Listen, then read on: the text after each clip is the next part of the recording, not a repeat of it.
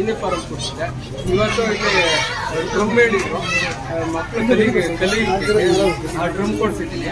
ಮುಂದಿನ ದಿನಗಳಲ್ಲಿ ಕೆಲಸದಲ್ಲೇ ಡ್ರಮ್ ಕೇಳಿದ್ದಾರೆ, ಡ್ರಮ್ ಕೊಡಿಸ್ತಾರೆ. ನಾವು ಸಣ್ಣ ಪುಟ್ಟ ಕೆಲಸ ಮಾಡ್ತೀನಿ, ಯಾವುದೇ ಅಪೇಕ್ಷೆ ಪಡ್ದಂಗೆ ನಮ್ಮ ಅವ್ರು ಹೇಳಿದ್ದೆ ಮೇಡಮ್ ಅವರು ಏನು ಕೇಳ್ತಾರೋ ಅಷ್ಟಾಗಲಿಲ್ಲ ಅಂದರೂ ಇಷ್ಟಾದರೂ ಕೊಟ್ಟು ನಾನು ಸಮಾಜ ಸೇವೆ ಮಾಡ್ತೀನಿ. ಸರ್, ನೀವು ಸಮಾಜ ಸೇವೆ ಮಾಡಲಿಕ್ಕೆ ಪ್ರೇರೇಪಣೆ ಏನು ಸರ್?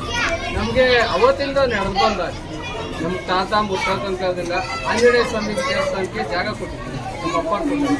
ಅದನ್ನು ದಾನಕ್ಕೆ ಕೊಟ್ಟಿದ್ದೀನಿ. ಅದು ಮುಜರಾಯಿ ಇಲಾಖೆಗೆ ರಿಜಿಸ್ಟರ್ ಮಾಡಿಕೊಟ್ಟು ಬಾಂಧಪತ್ರ ರಿಜಿಸ್ಟರ್ ಮಾಡ್ತಾರೆ.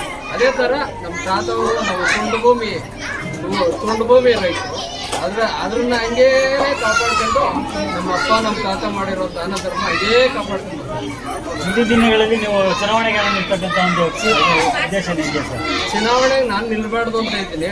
ಜನಗಳು ಒತ್ತಾಯ ಮಾಡಿದ್ರೆ ಕಾಲವೇ ನಿರ್ಣಯ ಮಾಡ್ತಾರೆ. ಮಾತಾಡಿ ರೇವಣ್ಣವ್ರ ಬಗ್ಗೆ ನಿಮ್ಮ ರೇವಣ್ಣವರು ಏನು ಇವತ್ತು ಕೆಲಸಗಳು ಮಾಡ್ತಾ ಇದ್ದಾರೆ, ನಮಗಂತೂ ತುಂಬ ಖುಷಿ ಇದೆ. ಇಂಥ ಕೆಲಸಗಳಿಂದ ನಡೀಬೇಕು ಅನ್ನೋ ರೇವಣ್ಣ ಅಂತ ಹುಡ್ಕೊಬೇಕು. ಈಗ ಇರುವೆಗೆ ಅಕ್ಕಿ ಕಾಳು ಹಾಕ್ತಾಯಿದೆ, ಏನು ಆನೆಗೆ ಊಟ ಹಾಕೋಕ್ಕಾಗಲ್ಲ ರೇವಣ್ಣಿಗೆ. ಇರುವೆಗೆ ಅಕ್ಕಿ ಕಾಳು ಹಾಕ್ತಾಗೆ ಸಣ್ಣ ಸಣ್ಣ ಕಾರ್ಯಕ್ರಮ ಕೊಟ್ಕೊಂಡು ಇಲ್ಲಿ ಶರ್ಟೆ ಇರ್ಬೋದು, ಬಟ್ಟೆ ಇರ್ಬೋದು, ಪೆನ್ನು ಪುಸ್ತಕ ಇಂಥದ್ದು ಕೊಟ್ಟರು ಮಕ್ಕಳುಗಳಿಗೆ ಇಟ್ಕೊತಿದೆ. ಇದು ಕೊಟ್ಟರು ಕೂಡ ಸಮಸ್ಯೆ ಇದೆ. ಈ ಒಂದು ಅಡಿ ಸೇವೆ ಮಾಡ್ತಾರೆ ರೇವಣ್ಣವ್ರಿಗೆ ದೇವರು ಆರೋಗ್ಯ ಕೊಡ್ತಿದೆ. ಆಮೇಲೆ ರಾಜಕೀಯ ಉದ್ದೇಶವಾಗಿ ಇವೆಲ್ಲ ಮಾಡ್ತಾರೆ. ಬಟ್ ಪಕ್ಷ ತೀರ್ಮಾನ, ನಮ್ಮ ಕಾಂಗ್ರೆಸ್ ಪಕ್ಷ ಏನು ತೀರ್ಮಾನ ಅದನ್ನು ಮುಂದುವರಿಸ್ತಾರೆ.